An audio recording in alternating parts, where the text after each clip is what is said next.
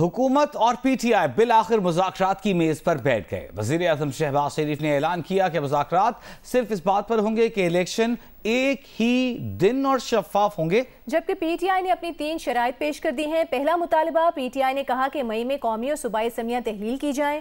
दूसरा मुतालबा, जुलाई में इंतखाबात एक साथ कराने के लिए आईनी तरमीम की जाए। और तीसरा मुतालबा है कि आईनी तरमीम के लिए तहरीक इंसाफ के इस्तीफे वापस लिए जाएं। पार्लियामेंट हाउस में होने वाले मुज़ाकरात से मुतालिक तफसील के लिए बात करेंगे नुमाइंदा जियो न्यूज़ अयाज अकबर यूसुफजई हमारे साथ मौजूद है। अयाज, ये शराइत तो रख दी हैं पीटीआई ने सामने, आज की नशिस्त में कोई बर्फ पिघली? देखिए जी, आज ये पहली नशिस्त थी और जैसे कि आपको पता है कि पीटीआई ने भी 3 रुकनी कमेटी का ऐलान किया था और हुकूमती मुख्तलिफ जो इत्तेहादी जमातों के अरकान थे उनके भी मेंबर जो आज बाज़ाब्ता तौर पर ये मीटिंग थी इसमें शामिल थे। इसमें पीटीआई ने अपनी 3 शराइत रख दी हैं और उन्होंने कहा कि आप मैंडेट लेके आए। इसके हवाले से पहले उन्होंने कहा कि रवां साल मई में कौमी असम्बली और दोनों सूबाई असम्बलियां फौरी तौर पर इसको आप तहलील करें। इसके अलावा 14 मई के अलावा एक साथ इंतखाबात के लिए आईन में तरमीम की जाए, ये भी उनका मुतालबा था। तीसरा उनका मुतालबा था कि आईनी तरमीम के लिए तहरीक इंसाफ के जो इस्तीफे हैं वो वापस लेने होंगे, ये तहरीक इंसाफ ने कहा। और कहा कि रवां साल जुलाई में मुल्क भर में इंतखाबात जो हैं वो कराए जाएं। ये वो शराइत हैं जो रखी गई हैं। इस हवाले से भी ताहाल हुकूमत की बेंचों में से कोई अभी तक हमारे कोई इस शराइत के हवाले से क्या रिस्पॉन्स है, उन्होंने क्या रिएक्शन देने के हवाले से ताहाल कुछ चीज़ सामने नहीं आई।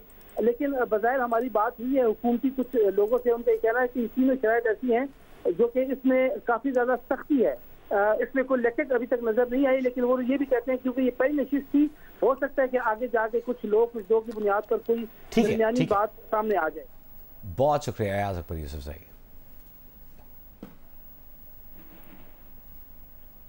तहरीक इंसाफ से मुज़ाकरात करने वाली हुकूमती टीम में शामिल वज़ीर ख़ज़ाना इसहाक डार ने कहा कि उसूली तौर पर तय है कि मामलात आइन के अंदर रहकर हैंडल करने हैं।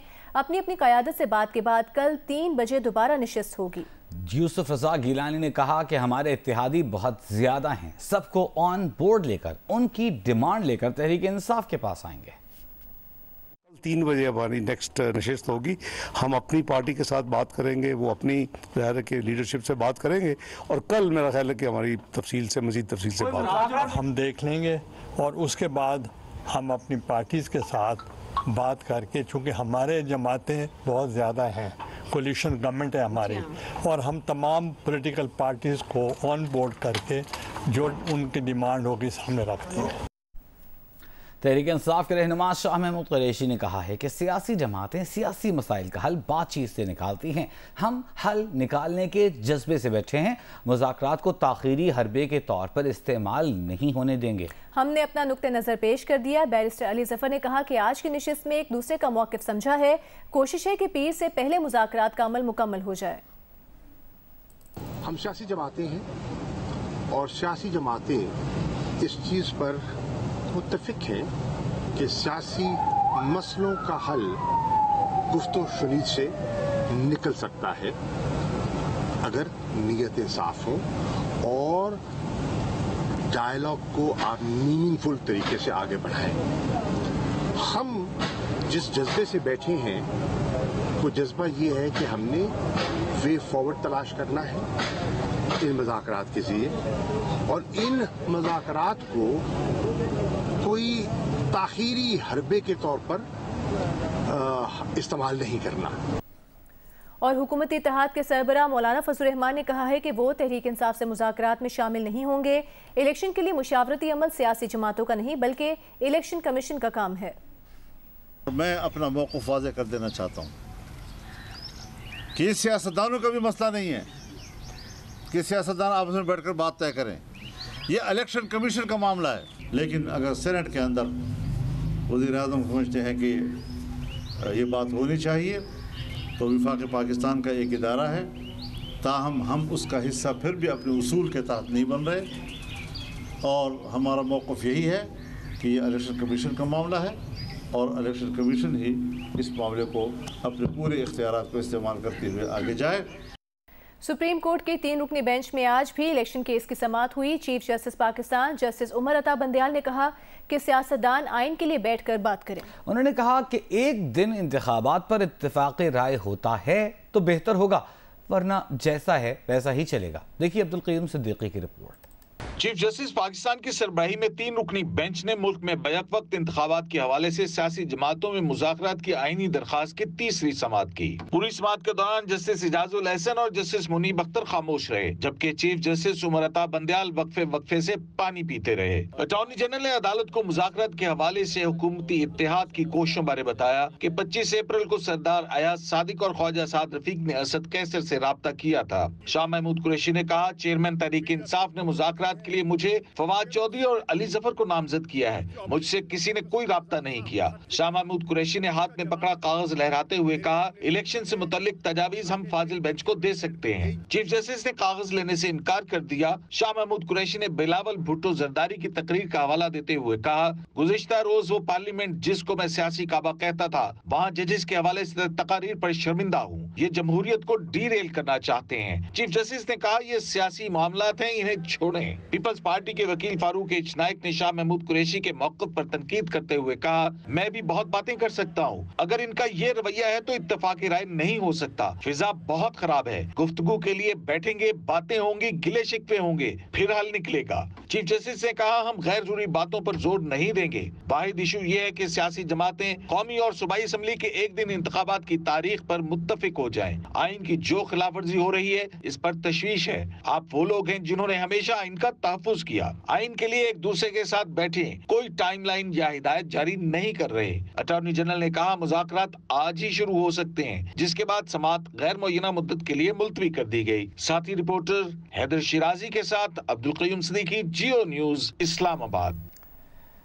वज़ीर आज़म शहबाज शरीफ ने कौमी असम्बली से एतमाद का वोट ले लिया। उन्होंने 180 वोट हासिल किए। ऐवान ने पंजाब में इंतखाबात के लिए सुप्रीम कोर्ट के हुक्म के तहत 21 अरब रुपए के इजरा की तहरीक कसरत राय से मुस्तरद कर दी। एजाज सैयद की रिपोर्ट देखिए। कौमी असम्बली ने वज़ीर आज़म शहबाज शरीफ को एतमाद का वोट दे दिया। एतमाद के वोट के लिए तहरीक वज़ीर खारजा बिलावल भुट्टो जरदारी ने पेश की। I would like to present this resolution before this honourable House. The National Assembly of the Islamic Republic of Pakistan reposes its full confidence in the leadership of Mian Mohammad Shehbaz Sharif as the Prime Minister of the Islamic Republic of Pakistan. Bilawal Bhutto की तहरीक के बाद speaker राजा परवेज अशरफ ने ऐवान में voting कराई। फिर गिनती के बाद वज़ीर आज़म शहबाज शरीफ को ऐवान का एतमाद हासिल होने के नताइज का ऐलान कर दिया। 180 members rose in favor of the resolution and the resolution is passed. Consequently, Mian Mohammad Shehbaz Sharif has obtained the vote of confidence from the National Assembly and commands the confidence of the majority of the members of the National Assembly as Prime Minister of the Islamic Republic of Pakistan. वज़ीर आज़म ने एतमाद का vote मिलने पर साथी अरकान assembly का शुक्रिया अदा किया और साल 2018 की इंतखाबी धांधली की तहकीकात का मुतालबा भी किया। तहरीक इंसाफ के मुनहरफ अराकीन ने वोटिंग में हिस्सा नहीं लिया। वफाकी वज़ीर कानून आज़म नज़ीर तारड़ ने पंजाब में इंतखाबात के लिए सुप्रीम कोर्ट के हुक्म पर 21 अरब रुपए के इजरा की तहरीक ऐवान में पेश की, जिसे कसरत राय से मुस्तरद कर दिया गया। इसके बाद कौमी असम्बली का इजलास 28 अप्रैल तक मुलतवी कर दिया गया। एजाज सैयद, जियो न्यूज़, इस्लामाबाद। वज़ीर आज़म शहबाज शरीफ ने कहा है कि उन्हें घर भिजवाते हैं तो 1000 बार जाने को तैयार हैं, लेकिन पार्लियामान का मान नहीं तोड़ेंगे। एतमाद का वोट लेने के बाद वज़ीर आज़म शहबाज शरीफ ने खिताब के दौरान कहा कि आज ऐवान ने अपना फैसला दे दिया। हम 3 रुकनी बेंच का फैसला नहीं मानते, 4 रुकनी बेंच का फैसला मानते हैं। हमें मुज़ाकरात का कहा गया, हमारे पास तो सोटी भी नहीं, हम तो बातचीत करते हैं। आइन को बनाना, आइन में तरमीम करना, ये पार्लियामान का इख्तियार है। अदलिया को आइन रीराइट करने का कोई इख्तियार नहीं, ये हो नहीं सकता। आज ये है वो कानून की खिलाफ वर्जी और आइन की खिलाफ वर्जी जो हो रही है। और जनाब स्पीकर, उसके ऊपर अगर पार्लियामान सदाए एहतजाज बुलंद करे, उसके ऊपर पार्लियामान अगर खड़े होकर ये कहे कि हम इसकी इजाज़त नहीं देते, तो फिर उसके ऊपर जनाब कंटेम्प्ट का वार उसके लिए थ्रेट किया जाए, फैसले में लिखा जाए कि जनाब आपने हमारा हुक्म नहीं माना, तो इसका मतलब ये है कि आप का वज़ीर आज़म जो मेजॉरिटी जो है हाउस की खो बैठा है, आज हाउस ने अपना फैसला दे दिया है। आज हाउस ने अपना फैसला दे दिया है और ये फैसला उनके लिए है जिन्होंने उस 3 मेंबर बेंच ने, और हम उस 3 मेंबर बेंच को नहीं मानते, हम 4-3 के फैसले को मानते हैं। तो आज इस पार्लियामान ने मुझे जो वोट ऑफ कॉन्फिडेंस दिया है, इसकी पादाश में जनाब स्पीकर मुझे वो अगर घर भिजवाते हैं तो खुदा की कसम 1000 बार जाने को तैयार हूं, मगर मैं इनका मान नहीं तोड़ूंगा। अवामी नेशनल पार्टी ने पेशावर हाई कोर्ट में मुल्क में दहशतगर्दों की दोबारा आबादकारी पर इमरान खान और lieutenant general retired Faiz Hamid के खिलाफ दरखास्त दायर कर दी। दरखास्त में इमरान खान समेत दहशतगर्दों की दोबारा आबादकारी के जिम्मेदारान के खिलाफ जुडिशल कमीशन बनाने की इस्तदा की गई है। दरखास्त ANP के सूबाई सदर अहमद वली खान ने एडवोकेट बाबर यूसुफजई की वसातत से दायर की है। दरखास्त में कहा गया है कि मुल्क में दहशतगर्दी के खात्मे के बाद शिद्दत पसंदों की आबादकारी में इमरान खान ने सहूलतकारी की। इमरान खान ने साबिक DGISI lieutenant general retired Faiz Hamid की मुआवनत से दहशतगर्दों की दोबारा आबादकारी की और इसका एतराफ़ मीडिया पर कई बार किया। मुल्क में दहशतगर्दों की दोबारा आबादकारी पर फैक्ट फाइंडिंग कमीशन बनाया जाए जो मुकर्ररा वक्त में जिम्मेदारान का तयन करे। इन जिम्मेदारान के खिलाफ हाई कोर्ट के जज की सरबराही में जुडिशल इंक्वायरी कराई जाए। वज़ीर आज़म शहबाज शरीफ से मुत्तहिदा कौमी मूवमेंट के वफ़द ने मुलाकात की।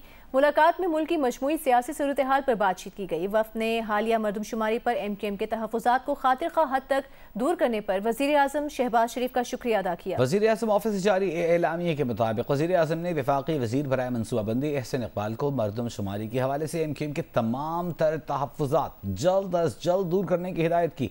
वफ़द में कन्वीनर MKM और रुकन कौमी असम्बली खालिद मकबूल सिद्दीकी, वफ़ाक़ी वज़ीर बराए इंफॉर्मेशन टेक्नोलॉजी और टेलीकॉम सैयद अमीन अल हक, साबिक़ रुकन कौमी असम्बली डॉक्टर फारूक सत्तार और साबिक़ सेनेटर मुस्तफ़ा कमाल शामिल थे। मुलाकात में वफ़ाक़ी वज़ीर बराए मनसूबाबंदी एहसन इक़बाल भी मौजूद थे।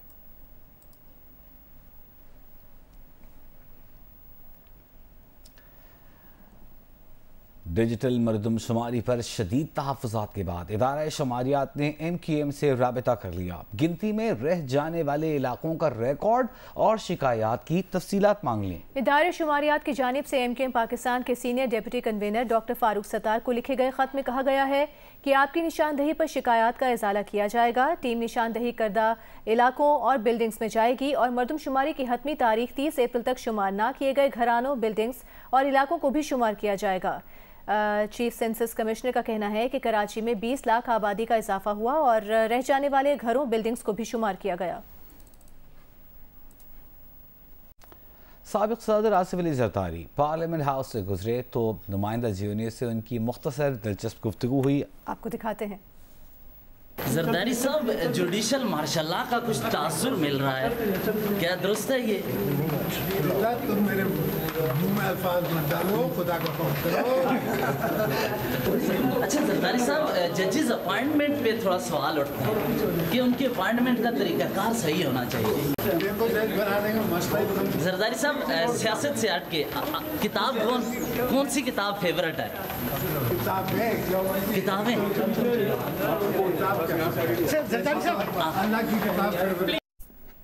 अमीर जमात इस्लामी सिराजुल हक का कहना है कि निगरान हुकूमतों का भी इलेक्शन पर फोकस नहीं, इलेक्शन की तरफ जाना ही मसाइल का हल है। उन्होंने कहा कि नहीं चाहते कि सियासी इंतशार के बाइस पाकिस्तान लीबिया और सूडान बन जाए। अगर सियासी जमातों ने आपस में मिल बैठ कर एक पुरअमन और शफाफ इलेक्शन के रास्ता नहीं अपनाया तो इसका नतीजा वही निकलेगा जो 77 और 97 में निकला है, और इस मुल्क में फिर मार्शल लॉ होगा। इस मुल्क में फिर इमरजेंसी और प्लस इमरजेंसी के नाम पर कोई और खेल होगा। तहरीक इंसाफ की मुज़ाकराती टीम के रुकन सेनेटर बैरिस्टर अली जफर ने प्रोग्राम कैपिटल टॉक में कहा है कि कोशिश है कि हुकूमत के साथ मुज़ाकरात का अमल पीर से पहले मुकम्मल हो जाए। रहनुमा Peoples Party senator Farooq H Naek ने कहा कि जजेस को इस्तेहकाक कमेटी में बुलाने का अभी फैसला नहीं हुआ। अगर 68 के तहत आप जजेस का कॉन्डक्ट जो है उसको ज़ेरे बहस नहीं ला सकते तो आप उनको प्रिविलेज कमेटी में कैसे बुला सकते हैं? अभी तक ये फैसला नहीं हुआ है कि उनको बुलाया जाए या ना बुलाए। एक ये आप समझते हैं कि एक ये सजेशन आई है, अपनी स्टेटमेंट आई है, but that does not mean कि parliament has decided to call the judges in the privilege committee. That has to, अभी तक privilege committee को ये चीज रेफर भी नहीं हुई है। तो आप इसके ऊपर ये नतीजा नहीं ले सकते, ये नतीजा अखज़ नहीं कर सकते हैं कि पार्लियामान ने ये फैसला कर लिया है। आपके ख्याल में अभी मजीद कितने दिन तक मुज़ाकरात जारी रहेंगे? कोशिश तो ये है कि इस हफ्ते से पहले इसका सोल्यूशन हो जाए, लेकिन डिपेंड करता है, अगर प्रोग्रेस बहुत करीब हो तो हो सकता है कुछ देर आगे भी चला जाए, लेकिन कोशिश यही होगी कि हम हमारी तो कोशिश यही है कि हम जल्द से जल्द मंडे तक अदालत में अपनी फाइंडिंग्स दें।